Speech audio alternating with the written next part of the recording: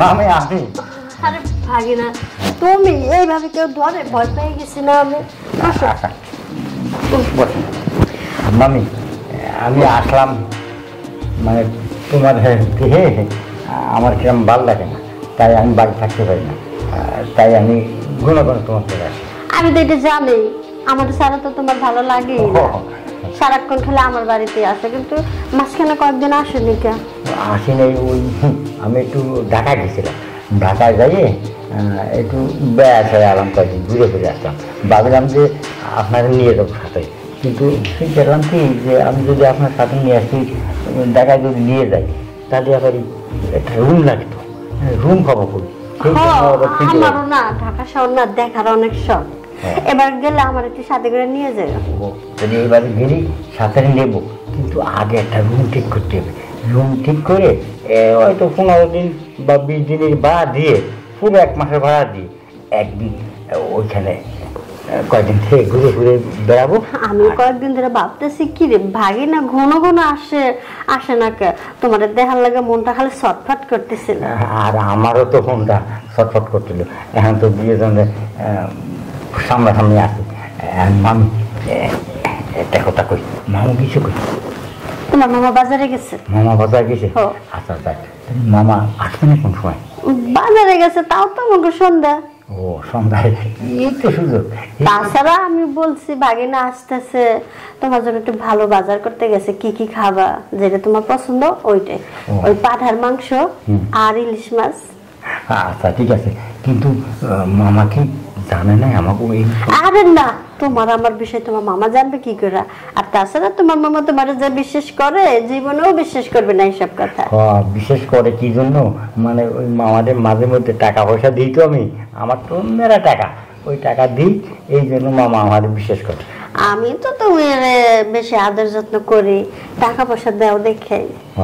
আর টাকা পয়সা তো দিই, আর মামারও। তাছাড়া তোমার মামারে আমার একদম পছন্দ হয় না। পছন্দ হবে কি, মামা নেই কালিয়া ভূতের মতো দেখায় কি রকম? কালী ভূতের মতো।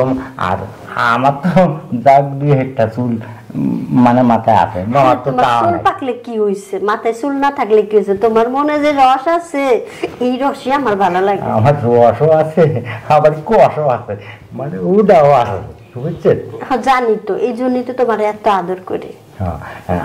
আমিও বাড়ি ঘুমাই না আমার রাত্রি, মানে রাত্রি যে শুয়ে যে একটু চোখ বজি, সেই দেখি খালি আমারই স্বপ্ন দেখো। স্বপ্ন দেখি মানে একবার কেমন জড়া ধরে। আমার তো একই অবস্থা, তোমার মামার পাশে শুয়ে থাকি মনে হয় তোমারই ধরায় রয়েছে। ও আর আমি সকালবেলা উঠে দেখি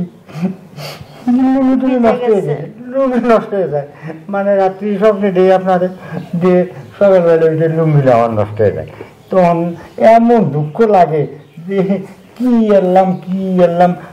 এই জন্যই তো তোমারে বলছি একটা ঢাকা শহরে গিয়ে একটা বাসা নাও, আমার নিয়ে কিছুদিন থাকো। যদি একসাথে থাকতে পারি তাহলে হাউসটা ভালো হয়ে পূরণ হবে, আর তোমার শান্তি পাবো, আমিও শান্তি পাবো। আর মামারে করে যাবো যে মামিরে নিয়ে একটু ঘুরতে যাচ্ছি, মামু কিছু করবে না, আর দরকার মামারে এই কিছু টাকা পয়সা দিয়ে যাবো, তাহলে মামা ভালো কিছু আসবে। আর মামা তো এমনি পারে না, এমনি পারে না। হ্যাঁ, তোমার মামার ওইসব বিষয়ে কোনো ইয়ে নাই, থাকলেই কি আর না থাকলে। আর মামা ভাবতো কি ভাগে না, তোমার মামা এসে পড়বে, আসার আগে কাজটা সাইডে ফেলে। তাড়াতাড়ি মামু আইসে বললে আবার কাজ বন্ধ হয়ে যাবে না, আবার কাজটা সারিয়ে যদি সময় খায়। আচ্ছা, আরেকবার পরে খাওয়ার চিন্তা করো, আগে একটাই খাও, বেশি দেরি করো না।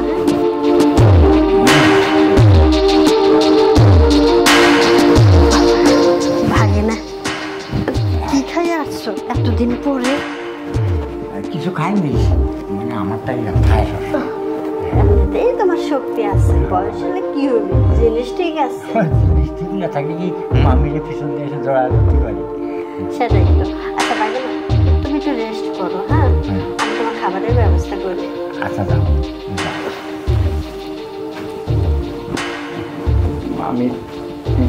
মামু আমার টাক করা, আমার সেও টাক, আমার তো যা চুল কটা আছে, মামুর তো তাও নেই। আমার দাঁত নাই, মামুর দাঁত আছে, কিন্তু মামু কিছু করতে পারে না আমার মামির সাথে। আর মামু পারবে কি করে, মামা তো না হয় ওটা, হ্যাঁ আমি মামিটা চালা নিতে